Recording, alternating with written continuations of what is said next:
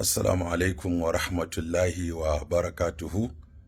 Yau muna 20 ga watan Sha'aban, hijira 1445, wanda ya zo 1 ga watan March shekara ta 2022.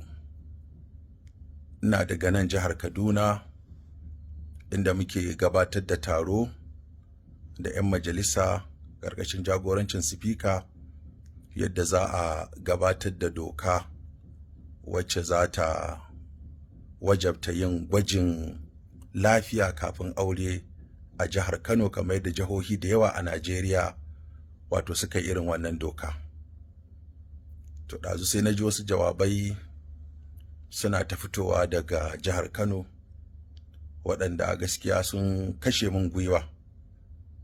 Abinda nake ta ƙoƙari na gabatar a Hizba shine gyaran tarbiyya da gyaran hali, kuma na yi iyayi na wajen gayyatar masu gabatar da fina-finai, na yi zama da su, na ba su shawarwari, mun yi maganganu da su da yawa akan yadda za a gyara tarbiyyar al'umma ta yadda ake gabatar da fina-finai wanda suka saba wa al'ada da addini da zamantakewarmu.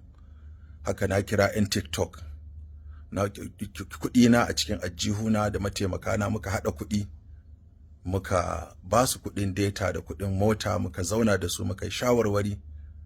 Haka nan kuma na gayyato Murja da 'yan uwanta masu yin TikTok, mun zo mun zauna da su, na ba su shawarwari, na yi musu addu'a, na kuma bi hanyoyi da zan ga cewa sun gyaru, sun nutsu, sun koma cikin hayyacinsu. To daga nan kuma waɗanda ba su ji ba sun ci gaba da yin abubuwan da suke yi waɗanda yake ɓata tarbiyya, yake ɓata halaye, kuma mun yi iya ƙoƙarinmu mu ga cewa mun yi abin da ya kamata. To amma ina bawa mai girma gwamna haƙuri bisa fushi da ya yi da maganganu da ya faɗa, kuma ina roƙon ya min afuwa. Na sauka daga kan wannan mukami da ya bani na Hizba, kuma ina masa addu'a, ina masa fatan alheri. Allah ya bashi nasara, Allah ya taimake shi, Allah ya taimaki gwamnatinsa, Allah ya zaunar da shi lafiya, Allah ya ɗaukaka addinin musulunci. Abinda muka yi na daidai Allah ta'ala ya karɓa, inda muka yi kuskure muna fata a yafe mana. Wassalamu alaikum.